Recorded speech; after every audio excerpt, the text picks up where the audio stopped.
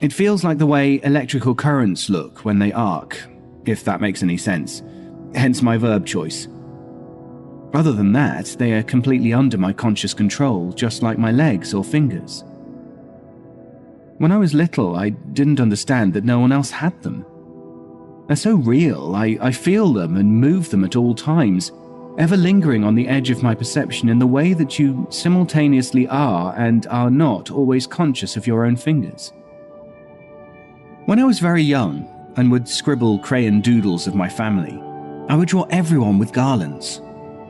I vaguely remember my parents finding it cute that I thought everyone had 4 arms, and in utter innocence I was wholly confused as to why my parents didn't think they had garlands. After many such corrections, I started to realize that maybe some other people didn't have garlands in the same way that some people were in wheelchairs, and some people had red hair, and some people were dark-skinned, and girls didn't have peewees. I continued to draw myself with garlands. I called them wibbons. I had a difficult time pronouncing the letter R. It was just a fact of life, a menial feature. My parents grew concerned the more I questioned them about my wibbons, to the point of taking me to the doctors for x-rays of my back and other tests which revealed nothing abnormal. Can you imagine the frustration? To this day, my parents will sometimes tease me about my childhood imaginary friend taking the form of extra body parts. As I grew older, I steadily learned that I was alone in my possession of wibbons. I secretly began thinking of them as garlands, as they feel like they'd look like the shiny Christmas tree garlands you'd wrap around your tree, if they were visible, of course. I kept quiet about them, not wanting to worry my parents or become an object of ridicule amongst my classmates. I learned things about the garlands, too. When I'm at rest and not actively moving them, they will sort of lie flat, exactly like real ribbons would under gravity. When I get excited or restless, the garlands respond and undulate with greater frequency. The 2 garlands never get entangled with each other. Obviously, they don't get tangled with any other object, but I feel like they could wrap around my body, so I make sure that they are not under the covers with me in bed. I have always slept on my stomach so that I can make them swirl around in loops as I fall asleep. This is a very comforting thing to do. I also don't like touching people with them. People can't touch my garlands, but I can touch people with them. It feels dirty to do this, like I'm committing some sort of personal violation, like touching a random woman's breast or spying on someone urinating. It's not erotic in any way. Just something strongly inappropriate, like standing in an elevator facing away from the door. A minor taboo. Sometimes I'll touch someone by accident and I'll instinctually blush and apologize, to the person's slight bewilderment. All in all, I've never put much thought into it. I've always had my garlands. They're just a part of me. I've wondered if it isn't some psychological or neurochemical malfunction like the phantom hand syndrome, but they've never caused me pain or even inconvenience besides needing some personal space and sleeping in unusual positions. That is, until last week. I'm 25 years old, and my garlands have never been anything in all those years more than a passing quirk or an afterthought, some sort of mildly unique trivia. I've lived with them, and they're a part of me just like my eye color or the mole on my calf. Last Sunday, though, something happened. As I wrote earlier, I fall asleep lying on my stomach, tracing swirls and designs in the air with my garlands. It's calming, relaxing, and purely habitual routine. I went to bed around 2 a.m. that night, and as I lay with my blankets tucked around me just under my shoulder blades, I began my normal routine of drawing spirals with both garlands. I was just on the edge of falling asleep when my right shoulder blade's garland began to arc, like I was walking near metal. It was wild and frenetic. I stopped swirling the left garland and tried to pull the rapidly, erratically arcing right one back down, but it wouldn't obey. Then I felt the most horrifying sensation I've ever experienced. Someone grabbed my right garland and tugged. It wasn't a violent or painful tug, but the sensation that it was deliberate was inescapable. That dirty feeling I described washed over me 100-fold stronger than any time I'd touched a person. The pit of my stomach lurched.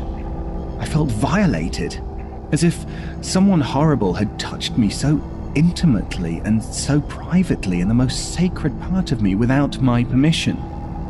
The word rape flashed in my mind. It was just a small tug, and then whatever had grabbed my ribbon released. But the gross, dirty feeling lingered. I stumbled to the bathroom, crying as I vomited. I wiped myself up as best as I could and put on all the lights. My roommate had been asleep in her room downstairs. No one and no thing was in the house besides her and me. I showered. God, did I shower. I can't begin to contain the feeling of repulsion and violation in words. I didn't sleep that night, and all the lights in the apartment were left on. For the first time in memory, I laid in bed with my covers tucked to my chin and garlands rigidly puddled underneath of my back. Nothing further happened that night, and I dragged myself to work exhausted the next morning. I kept my garlands firmly close to me all day, not letting them stream or fidgeting with them as I normally do. I even took the long way around, coming and going so that I wouldn't pass under the metal arches. I took off early, unable to concentrate on work. The next 4 days passed uneventfully. I slept nervously on my back and fully under the covers, and slowly began to dismiss the entirety of those events as a bad dream or some sort of hypnagogic reaction. Still, I refused to flex and play with my garlands. Last night, I had gone out and had some beers with friends. Feeling better and more secure, I let my ribbons swirl about in the bar and traced patterns on the taxi roof on the way home. A little tipsy from the alcohol, I didn't dwell much on the prior events as I prepared for bed. I snuggled into my normal prone sleeping position and absent-mindedly began twirling my streamers into shapes and waves as I drifted off. Then the right garland began to vibrate, seizing and arcing. I barely had time to register and react before I felt it. A tug. Just a little tug, purposeful and deliberate, like someone testing a fishing line. The nausea swept in, and then another tug. A tug, and then a yank. I screamed. I was being pulled and pulled apart. The disgusting feeling was overwhelmed by pain and terror as I began pushing myself off the bed in the direction I was being pulled in a vain attempt to relieve the sickening, taut feeling. The yanks were becoming forceful, as if the puller was frustrated at finding resistance. One violent, final yank, and then I felt a tear. It was like stretched flesh being ripped apart, wet and thick and resistant. It felt like my insides were being siphoned out. My shoulder instantly cramped as I collapsed to the floor, the terrible pulling tension ceasing the moment of the rip. I vomited onto the floor over and over until I could only dry heave as the room closed in around me. My roommate flung my door open, dropping the meat cleaver she had grabbed for protection after hearing the scream. I just looked at her and cried. My shoulder blade ached. My right garland was gone. She helped me into the bathroom after ensuring there was no danger. I couldn't answer her questions beyond pathetic whimpers. It was gone. Amputated. Severed. A part of me, an irreplaceable part of me, removed. I lay in the tub softly sobbing until this morning when the sunlight poured in through the window. I keep trying to move my right garland, to flex it and swirl it, but there's nothing. No feeling, it's gone. Just a void.